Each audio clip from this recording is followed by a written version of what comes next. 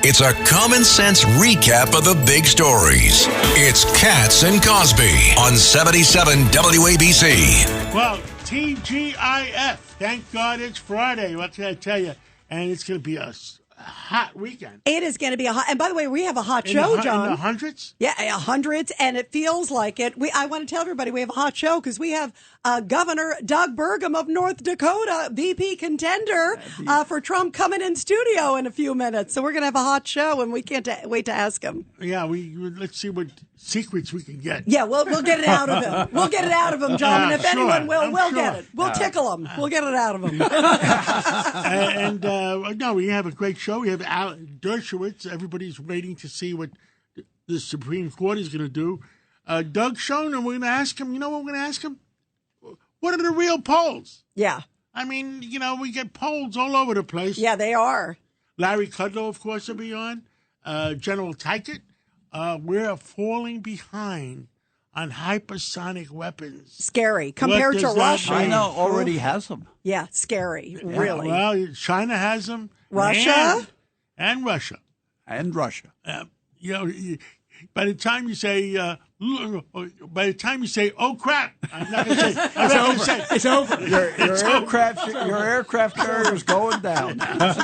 Maybe on the O by the time you get O. Now, we understand that next Thursday's debate, and it looks like RFK, Robert Kennedy, your friend, my friend, I mean, he's not going to make it. He's not going to make it. And that's a shame, I think, because I do think he adds something to the discussion. On the other hand, I guess maybe it's good for Biden, one less distraction. What do you think, Ed Cox? I would look. He doesn't. You want to see the two leading contenders in the end. They're only going to have two debates. Well, maybe he deserves to be there. I think the call is right one.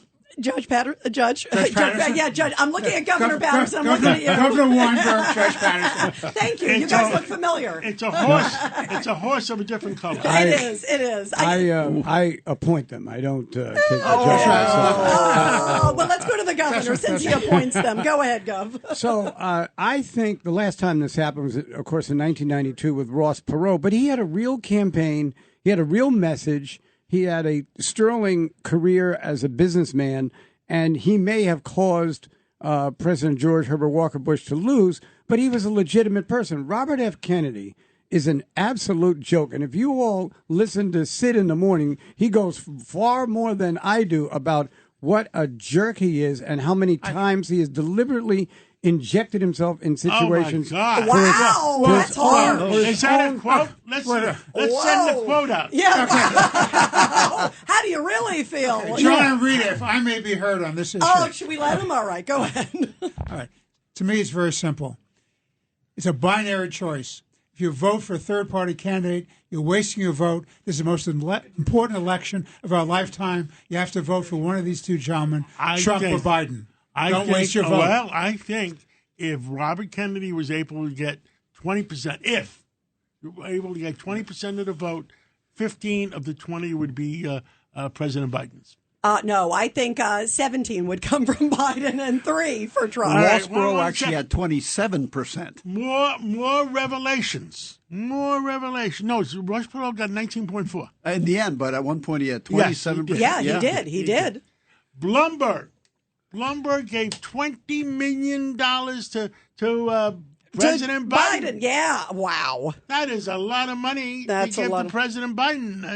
How much did he spend to win Guam? Well, he spent wasn't it $100 million that he spent altogether? No, $1 billion. Oh, how much did it come out to a vote? Remember, it was like $1.1 billion. So, do you think it's going to be the same endless stream? What do you think? Wait, I'm not finished. Oh. Bloomberg, $20 million. Was it Tom or Tim? Mellon. Yeah, Mellon gave to Trump. $50 million. Wow. By the way, did you see how much money Trump took in since May? Enormous numbers compared to Biden. Biden was going around saying, I have all this. Trump is winning in the money race, at least recently, because and winning of in his the polls. conviction. Yeah, exactly. Now, the other thing we got Doug Burgum coming in, the governor, later on at 5:34. The big item was Biden's green failures. Yeah, at least they're consistent. He spent $1 zillion on green failures. Yeah, he spent a lot of our money, by the way, on Of course, these it's our green money. failures. He's subsidizing all these state programs that can't work. It's Solyndra all over again. It is. It's really horrible. Yeah. Also, listen, people are wasting money on windmills and solar cells. You know why? And I think I have somebody talking about it on my Sunday show. Oh, okay. The amount of money you're spending versus the amount on return on investment from solar cells. You know how much energy you're going to get from solar cells? How do you say bupkis? You did. Yeah. Bupkis. Yeah, I think you say suckers is what it sounds like. So people who are investing. The big in it. item is going to be the suckers. I mean, the investors. The investors investing in this EAG culture. Well, I hope they like. You might as well give it to your church. You're better off. Yeah, or your synagogue or whatever.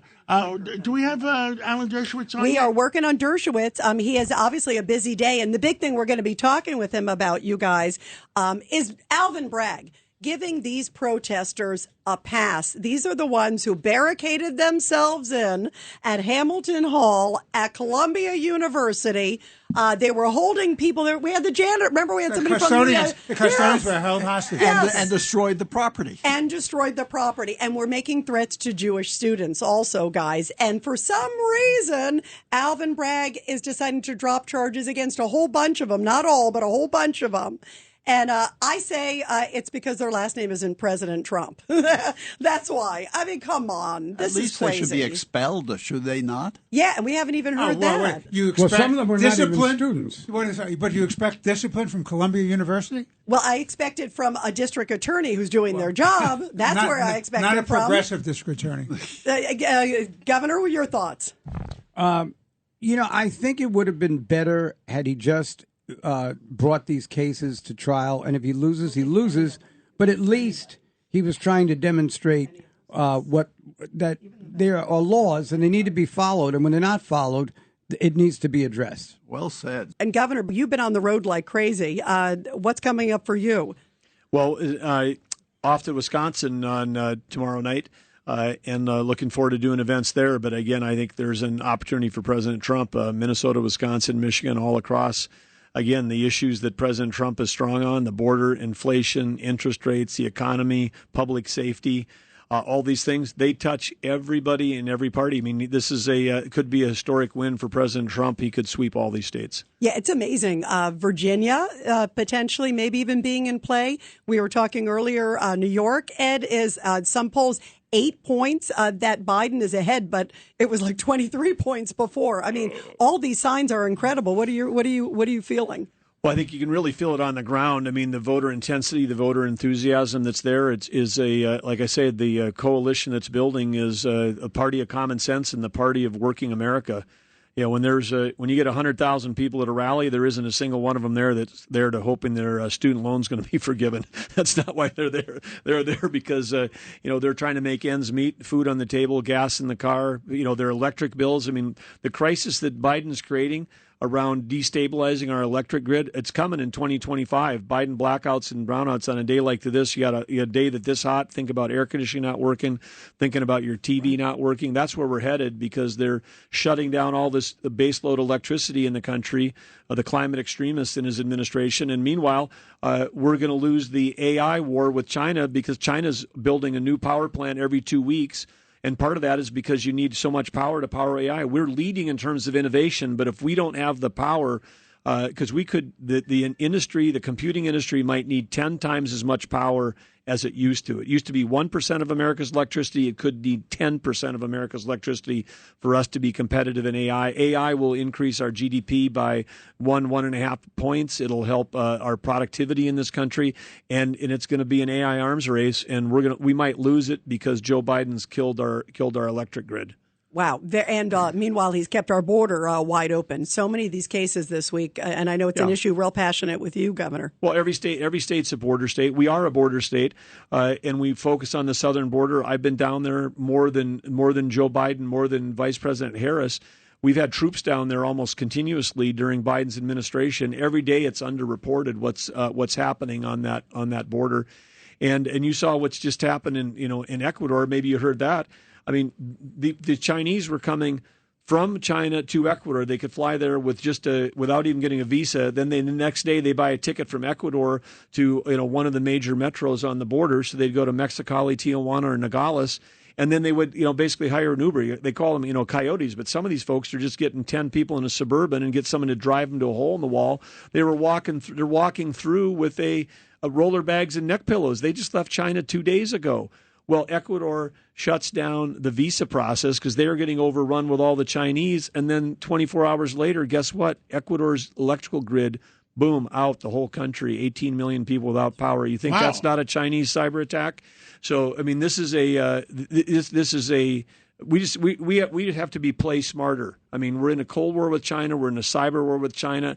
And this administration is not only not strong, Biden is weak, but we're not smart about what the battle that we're really up against. But we've got to get smarter people at the helm like President Trump. Long Island is more exciting than ever at Jake's 58 Casino Hotel. Get ready to zoom into some serious cash with Zoom Ball every Wednesday in June. Win up to $500,000. 1 point equals 1 entry. 2 lucky winners will be drawn at the top of every hour from 1 to 5 p.m. to play Zoom Ball. Discover the excitement at Jake's 58 Casino Hotel. If gambling is a problem for you or someone, please call the 24-hour toll-free helpline at 877-8-HOPE-NY or text NY.